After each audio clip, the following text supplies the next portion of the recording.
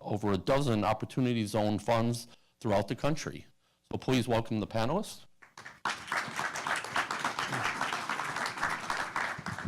So earlier you heard Michael talk about the benefits to investors, and there's quite a bit. Obviously, from an investor's standpoint, they get 100% deferral of their capital gains. Who doesn't like that? They also have an opportunity for a reduction of 10 to 15% of that capital gains after 5 to 7 years. And more importantly, they have the opportunity to completely eliminate their capital gains at the end of 10 years for their Opportunity Zone investment. So we get why the investors are interested in it, but I'm curious from a development standpoint, Jan, why is MidPenn interested in Opportunity Zones as a developer? What's in it for the developer? Several reasons. One is that as a nonprofit affordable housing developer and owner, we own properties that are located in Opportunity Zones that we want to be able to redevelop. So that's one reason that we're interested. The other is that we're working really hard at trying to figure out how to address this missing middle, which is the folks that make too much to qualify for conventional affordable housing programs but still can't afford a market rate apartment. And in order to serve that group, we've got to find non-traditional sources of capital. And the reason that we're actively engaged in exploring Opportunity Zones and how they could be applied to that is to try to crack that nut. Okay, thank you.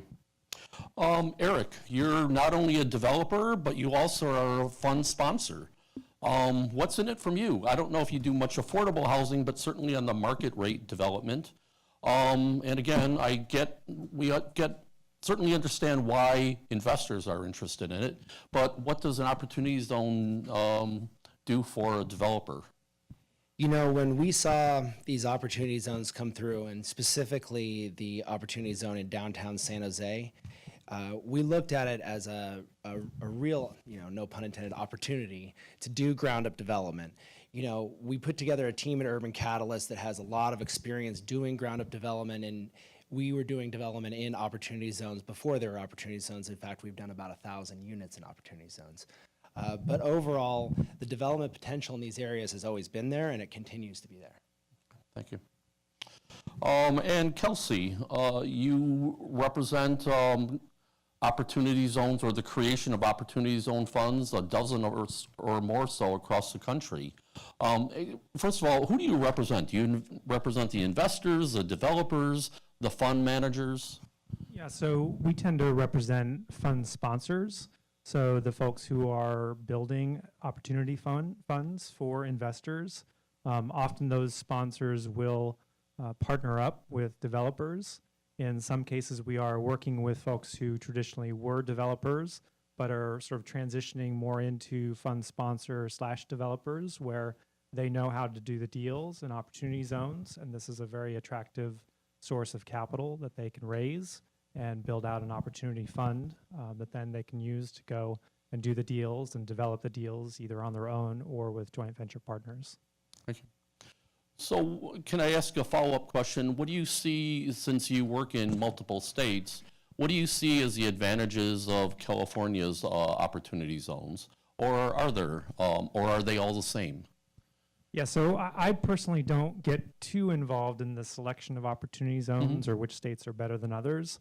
But we do work with, funds that invest significantly in California. I just think that the size of the state and the number of zones that are available here presents, a very attractive set of potential investments. And I think in California in particular, a number of these zones were already, even though they were low-income zones, they were already attracting a fair amount of capital. So for traditional real estate fund sponsors and investors that are looking to make the investment to not only get the tax benefits, but also to realize very powerful, compelling investor returns, a lot of the zones in California were already on the rise. And we see that as being a very compelling story for funds to focus in on those zones in particular. Okay. Well, Erik, you're obviously a fund sponsor as well. And do you view that your funds have advantages over other funds, or is it really more opportunistic to support some of the projects that you're doing? Well, of course, I think our fund has advantages over other funds. Primarily, our focus is real estate development in the Bay Area. We do a wide variety of product types, but the Bay Area is our primary focus. And of course, within the Bay Area, downtown Oakland and downtown San Jose.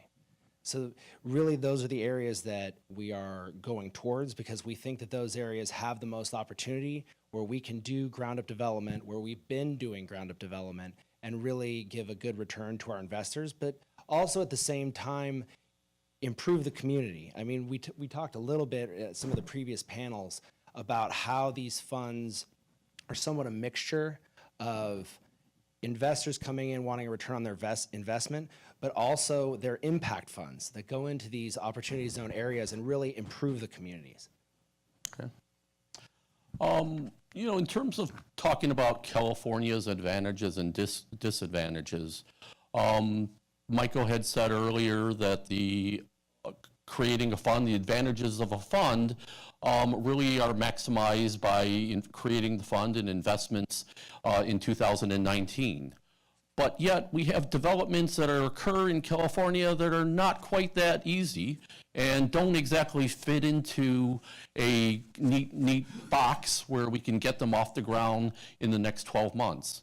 Jan, how long does CEQA take to do that? Can you identify a property today, get through the CEQA process, create a fund, and invest?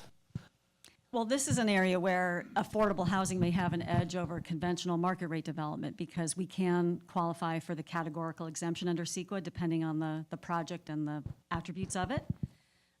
We can, if we're in a mitigated negative deck situation, we can get that done in less than 12 months. Mm-hmm.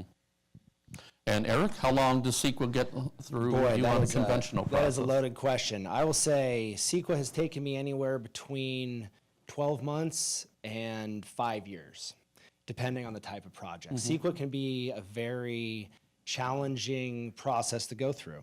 However, in downtown San Jose, we've, with the recent adoption of their downtown environmental impact report and some of their streamlining processes, we really have seen that we can go through the process much quicker. However, overall, our fund is focused on buying projects or investing into projects that are either partially through the CEQA process or all the way through it, getting closer to building permits and being shovel ready. And really that's due to the 31-month time frame that we have to deploy our capital. And just one thing I would add to that, just to pick up on what Erik was saying, is thinking about what municipalities can do to incentivize development in their opportunity zones would be to do the environmental review up front. So where cities proactively do an EIR that, that covers the anticipated development, then that's going to accelerate the investment. Kelsey? Yeah, and just one thing on the investing to get the max benefit by the end of 2019. So that's really the test that applies at the level of the investors putting their money into the opportunity fund. And then as Erik alluded to, the fund then, if you sort of structure things properly, can potentially have an additional 31-month period to spend those funds into qualifying projects. So you do have ways to sort of expand that timeline a bit. And the real sort of threshold is getting your money into the fund by the end of 2019. But again, that's just a small portion of the overall max benefit that you can get. So Erik, you had mentioned that the big advantage are projects that are ready to go right now. The Opportunity Zone projects that we've seen, are they really doing it because of the Opportunity Zone benefits, or would they have taken place regardless? Well, a lot of the projects that we're looking at, of course, they're in the entitlement pipeline. And so they started before opportunity zones really became a thing, before they were selected. So a lot of the projects we're looking at, that the opportunity zones didn't have a lot to do with how they started. However, they will more than likely have a lot to do with how they finish. It was alluded to in one of the earlier speakers who said there are a lot of residential units in San Jose that have the ability to pull building permits, but they haven't been pulled. And a lot of that has to do with rising construction costs, but hopefully with the additional capital that comes in through the opportunity funds into areas like downtown San Jose, you will see a lot of those projects will get their financing and move forward. Let's talk a little bit more about the types of different projects. are opportunity zones really designed for new construction? There's a substantial improvement test. Kelsey, can a renovation qualify?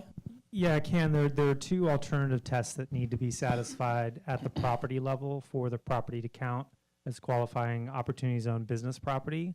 One is called the original use test, and the other is called the substantial improvement test. The original use test is a little difficult to satisfy with real estate because you satisfy it by becoming the first user of the property. So any existing building that you buy, unless it was literally just completed and had never been put into service before, would not meet that test. Although if you're buying a brand new spec'd out building right after C of O or before it's been actually used, it can satisfy original use. More likely what you're going to do is buy a property that has a building on it and try to satisfy the substantial improvement test. And that test requires that you double your basis in the building over a 30-month period. And I think this test was alluded to in one of the previous panels. But you can think of it, if you spend $10 million on a property in an opportunity zone, and $6 million of that is value attributable to the land, and $4 million is value attributable to the building, you basically have 30 months to put another $4 million into the land. So if you have to do a substantial renovation. But at that point, then it would meet the substantial improvement test. Thank you. I wanted to get back to one of the points that Jan mentioned, and that is an exemption for CEQA. Does that currently exist in the opportunity zone, or is that something that's being proposed?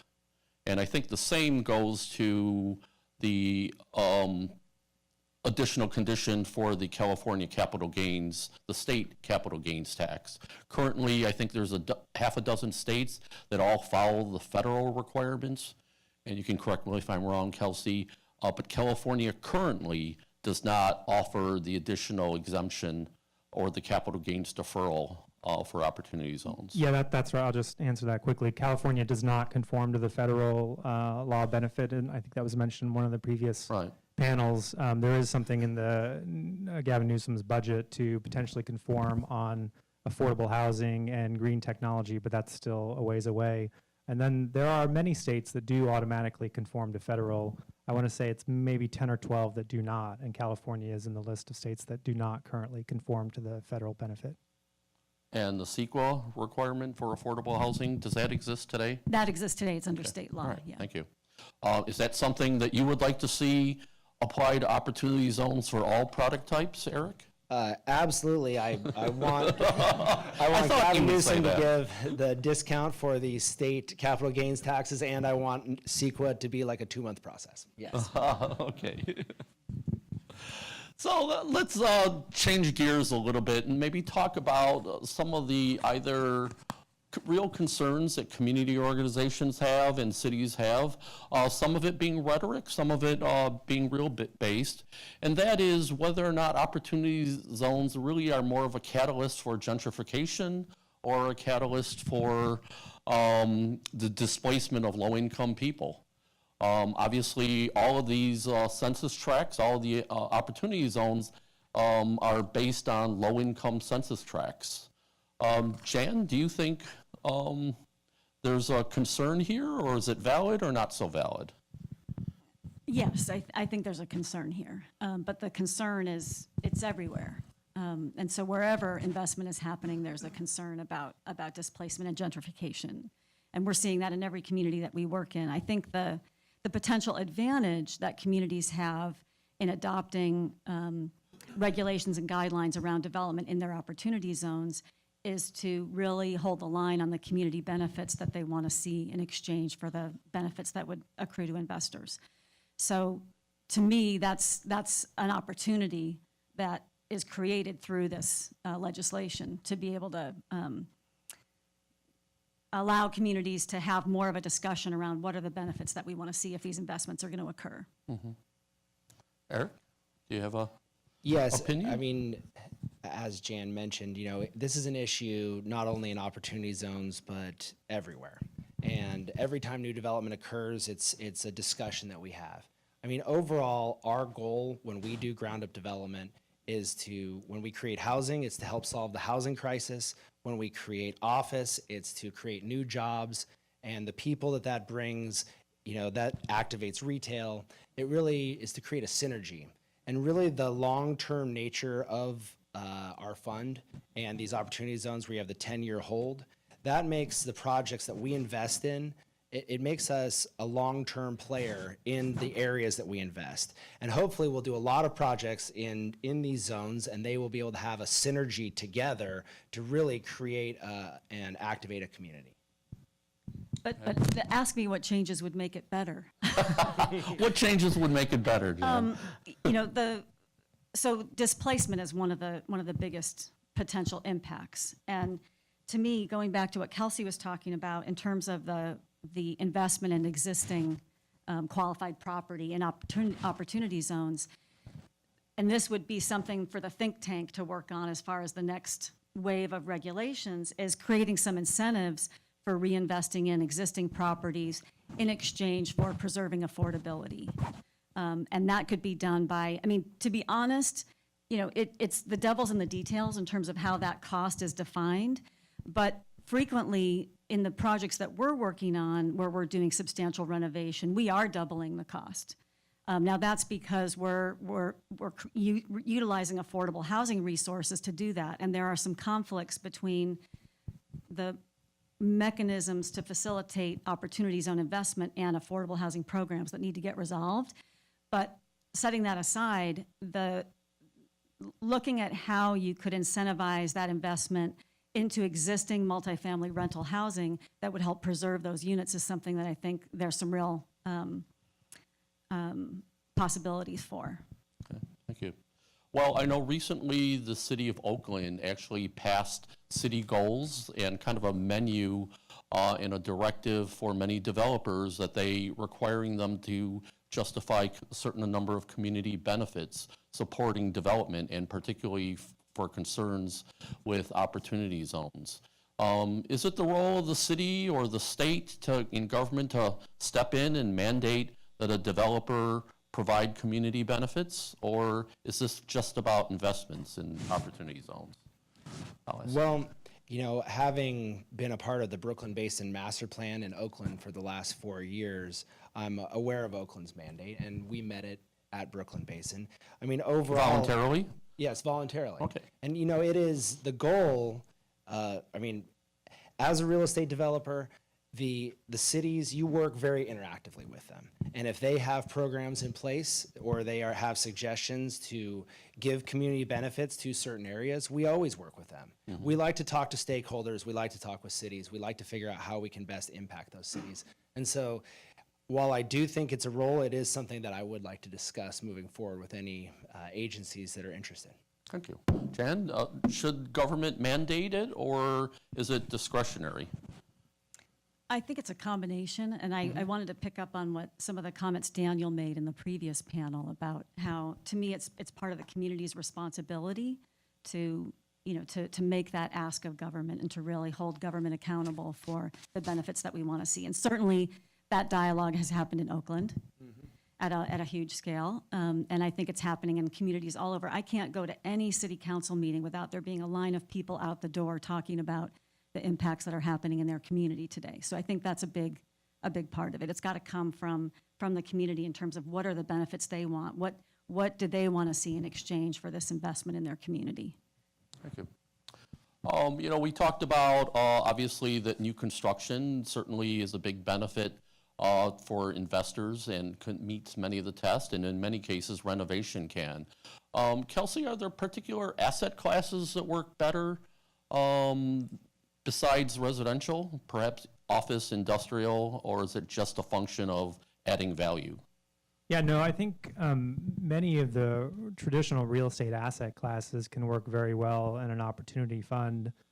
We see quite a bit of activity in both office and industrial. There can be situations where these other tests that apply at the business level could become challenges to a business that's operating in an industrial warehouse, for example.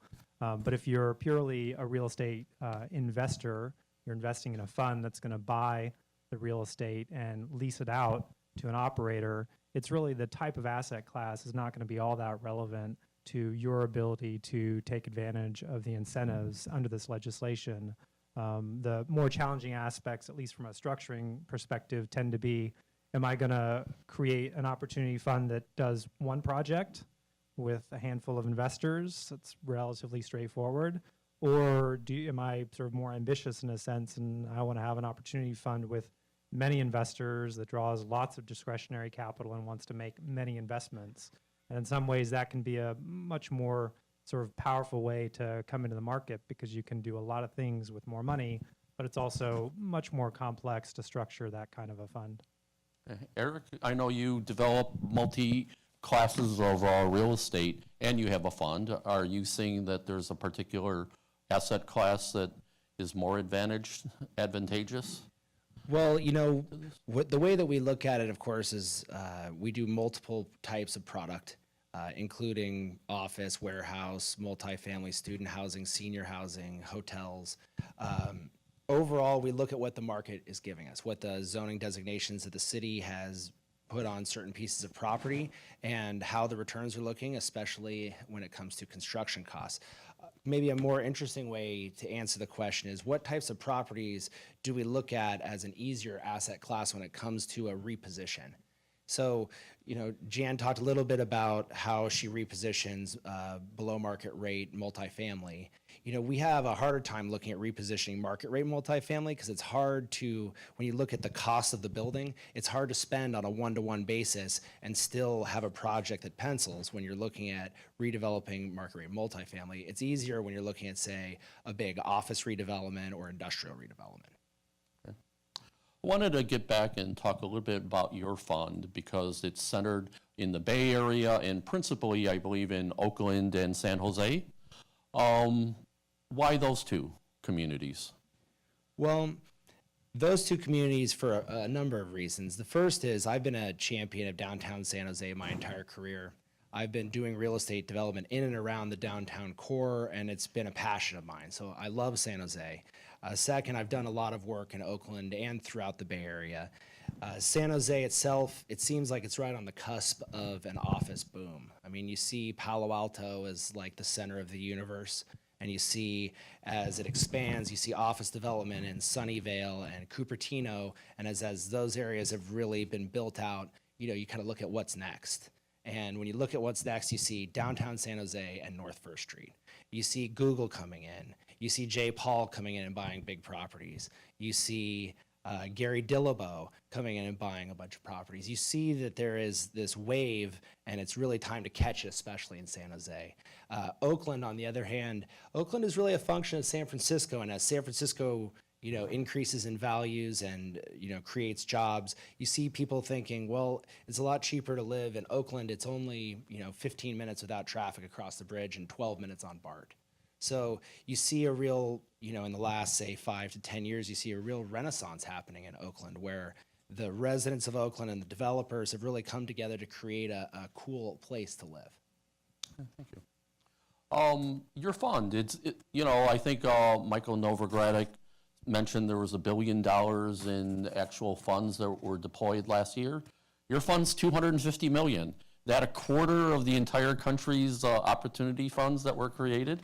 Well, that's a great question. So, the Secretary of Treasury did say that he thinks $100 billion will be going into these funds, and it's over the next several years. I like it that Michael broke it out into 5-month period or 5-year periods.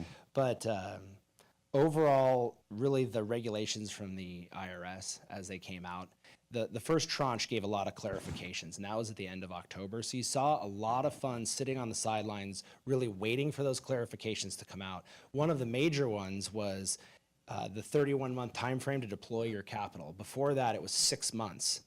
I don't know how you raise $100 million and spend $100 million in 6 months. It just seemed kind of infeasible. There were several other clarifications, especially the one-to-one investment in property. Initially, it was one-to-one investment in the land and the building. It was clarified that it's just the building, which suddenly opened the door for, repositionings and renovations to be a larger part of the overall projects.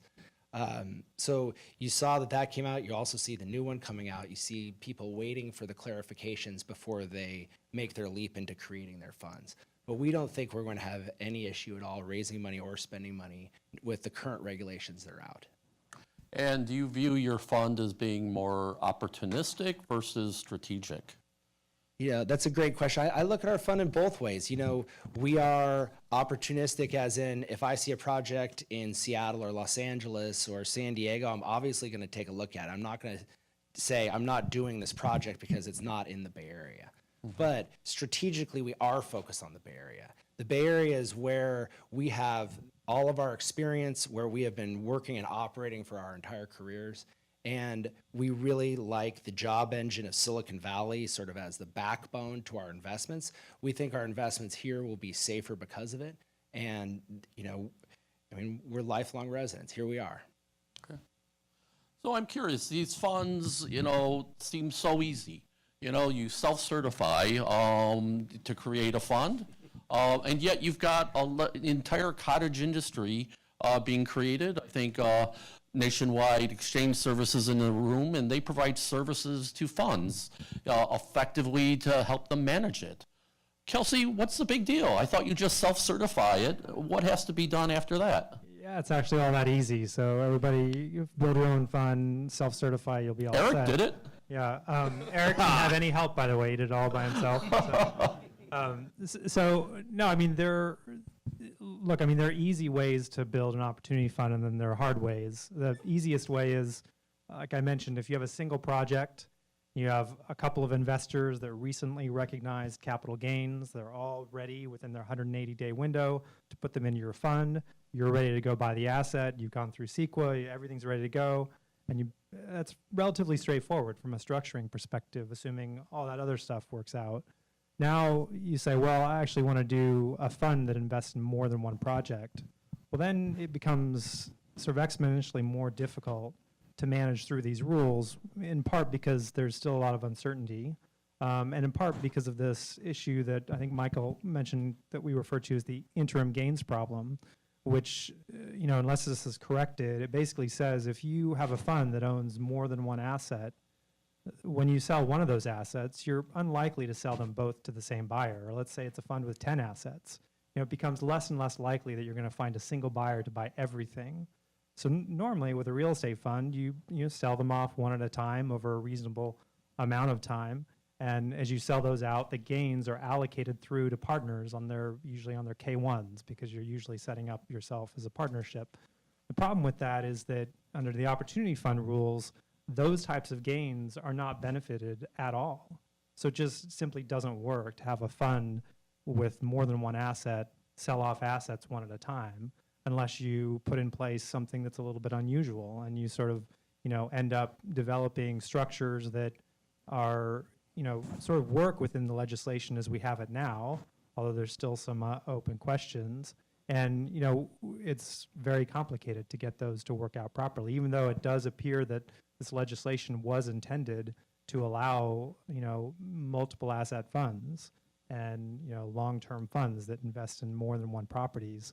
But getting those to work as a practical matter is actually pretty complex.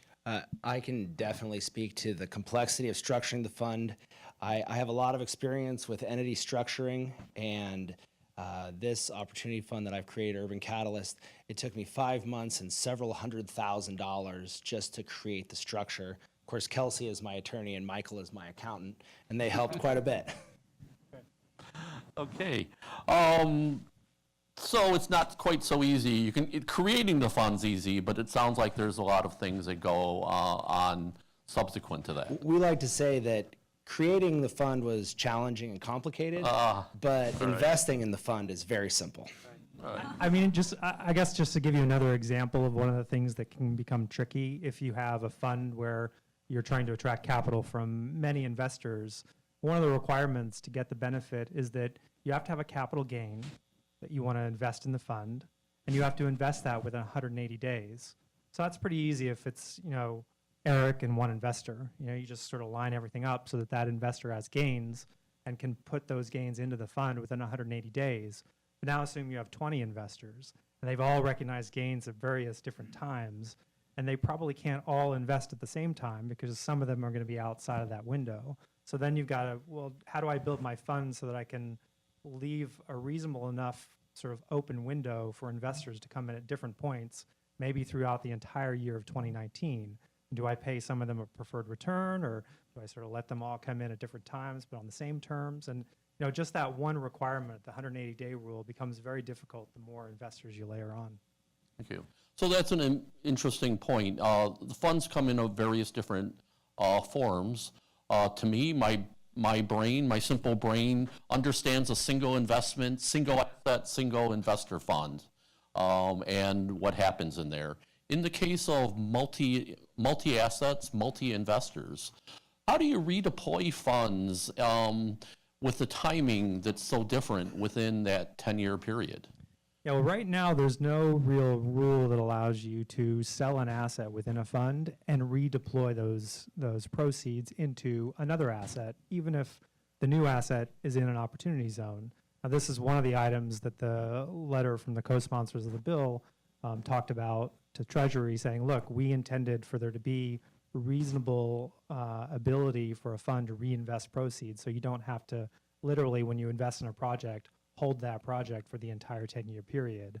Right now, those rules don't exist. So the only thing you can do, which might or might not help you, is you can still use the like-kind exchange rules if you're in real estate, and potentially use those to sort of trade in and out of assets as long as you meet those requirements. But they're fairly rigid, and I think the hope is that in this next tranche of regulations, or maybe the one after that, there will be something that has some sort of a framework around this. Well, you can trade out of an asset, and as long as you reinvest in an opportunity zone, that's okay. We're really hoping that legislation comes about as well. But for right now, the way that we look at it is, because of the long-term duration of the fund, we're looking at a year of fundraising in 2019 to maximize the gain. Then we're looking at a 10-year hold.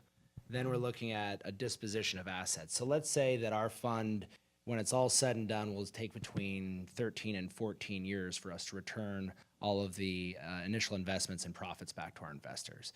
That's almost double the length of a traditional fund. Traditional funds are 5 to 7 years. And we're really looking at having two funds that would almost be bookended together, where in the center, we would have our assets stabilize, and then we would refinance those assets and redeploy the refinanced money into new assets. All right, I'll ask one more question and then take questions from the audience. But how do you get out of this fund? At the end of the 10-year period, are you selling to an investors, or do you just simply sell the asset to a third party? Is it as simple as that? It is not And at the all timing. as simple as that. That's one of the hardest things about these rules. And I think a lot of us kind of have our fingers crossed that Congress will do something over the next 10 years to make the exit planning more simple to execute. But the way it's set up right now is these tax benefits that everyone talks about are tied to the investor's investment in the fund. They're not really tied to what the fund does with the assets. So what that means is, for me as an investor, to get the no tax on appreciation, I get that by selling my interest in the fund. Well, if I'm an investor in Erik's fund, am I going to sell an interest in this fund that has, 10 or 20 or 30 different assets? Who's going to buy that? Is the sponsor even going to let me sell it? And, is there liquidity out there in 10 years for me to sell an interest in the fund? And what if everybody wants to sell at the same time? Who's going to buy all those interests? And it's a question that doesn't have a very clean answer. I think what we do with our clients is try to come up with various sort of exit strategies for what could this look like in 10 years, and we come up with one or two that, under the law that we have today, at least as a technical matter, work. They're still not ideal, but you do have something that is feasible, and then hopefully it will actually become easier between now and then. Thank you. Jan? If I could just add Yeah. one thing. So the issue of exiting the fund is one of the things about the opportunity zone rules as they currently stand that make it difficult to pair with affordable housing. Because in affordable housing, we're also using long-term investments, but it's typically more like a minimum of 15 years with a goal of preserving that asset for 55 plus years. So the idea that an investor comes in and their capital gain is deferred, which is good for them, but it's not forgiven. And the 15% that is written down over that initial 7-year period isn't enough, we don't think, to really make it financially viable and affordable housing. And then we still have the issue of what happens when they do want to get out, because that could force a refinancing or a sale of the affordable housing property, and that's what there's a tremendous amount of effort to prevent. Okay. So I also want to talk about our exit strategy, and sort of as Kelsey was alluding to, there are some complicated structures. The first structure is our fund is a REIT, and that's what allows us to get the tax-free nature of the profits from the fund.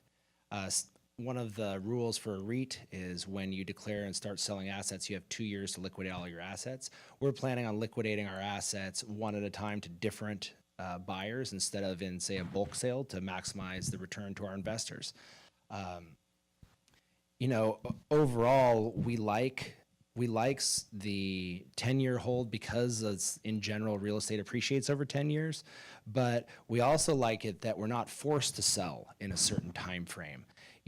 If after 10 years, say we're in a recession, there's nothing that has to compel us to sell in that year. We can wait until the market picks back up and then sell our assets. Thank you. So suffice to say, MidPenn's not ready to dip their toe in the water and create a fund for affordable housing projects at this time. Yeah, I think that there's the biggest challenges with opportunity zone funds and affordable housing is the fact that it has to come in as equity. And we already, in typical affordable housing projects, we already have an equity partner who is the tax credit investor. And in California, and specific to the Bay Area, the returns on a tax credit investment, the yield to the investor is a sub 4%.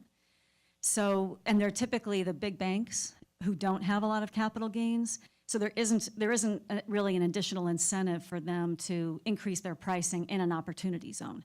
However, something that would really benefit the affordable housing industry is to get more investors into the market. And to the extent that other investors who do have capital gains, that this incentivizes them to get into the tax credit market and helps them match the returns of the big banks, then there would be more competition, which is always a good thing.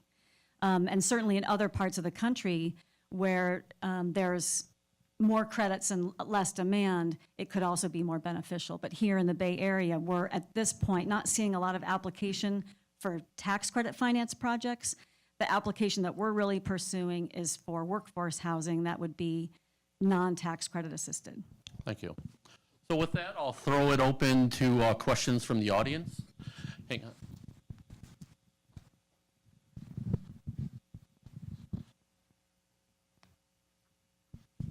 Hi, my name is Jessie O'Malley Solis from VTA, and I'm curious from the panel's perspective, what type of discounted pricing are developers expecting to see from the funding that you guys are creating?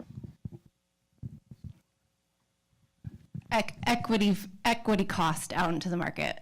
What's the expected discount?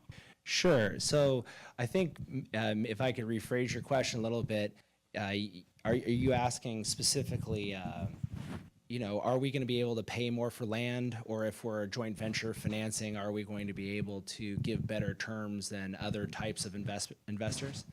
And the answer is we're really looking for projects that are closer to market rate. And, you think of our competitors, we're structured very much like a traditional real estate equity fund.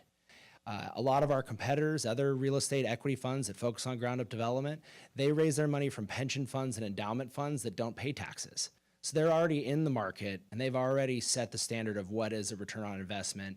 So we're really still competing with competitors. So not a lot of discount is the answer.